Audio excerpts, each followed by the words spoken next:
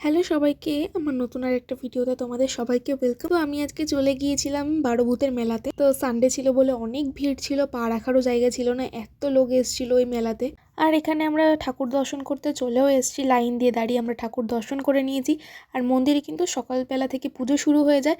তো এই বছর আমি পুজো দিতে যেতে পারিনি কিছু কারণের জন্য। তারপরে মেলাতে ঢুকে আমরা কিছু কেনাকাটা করে তারপরে আমরা চলে যাই রাইডগুলো চড়তে। এই রাইডসগুলো কিন্তু প্রত্যেকবারই এখানে বসে।